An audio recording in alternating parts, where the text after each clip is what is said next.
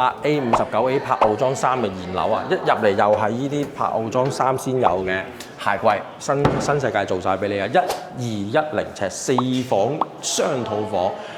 upgrade 咗㗎，因為去到1200尺咧 upgrade 咗乜嘢啊 ？upgrade 咗呢個酒櫃。冇㗎，其他有啲1000尺啊、800尺嗰啲冇㗎，仲要有個依啲 Villa 嘅咖啡機啊、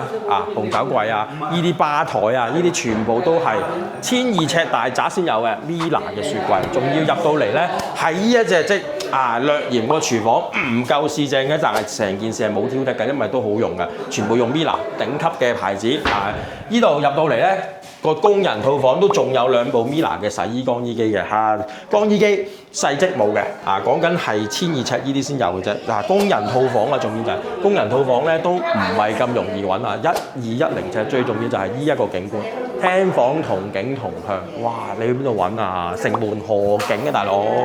，59樓啊，望出去呢一個河咧，真係遠眺到去，哇！馬場就喺嗰邊咯，馬鞍山啦，後邊嗰啲八仙嶺啦，全部你望晒，真係唔錯。4房雙套房，我哋望下呢一間細套房先，1210尺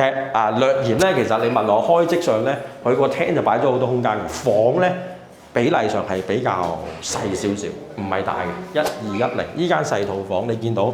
廁所冇窗嘅，不過就一聞到就知道新世界嗰陣味㗎啦，嗰啲嘢唔多望啦，因為最緊要就係個景觀啊嘛。呢度睇下攝影師可唔可以影翻嗰個1210尺個空間出翻嚟啊？睇翻呢度3間套房。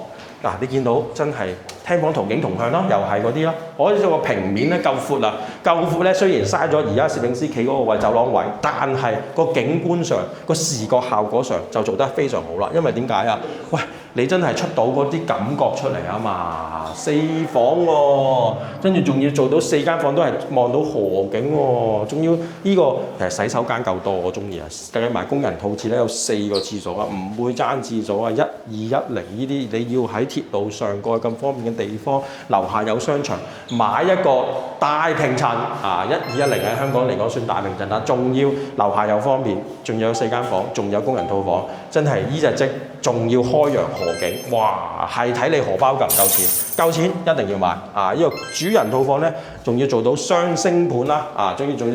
廁所有窗啦，呢啲真係人類最適合居住嘅1210尺，你又中唔中意啊？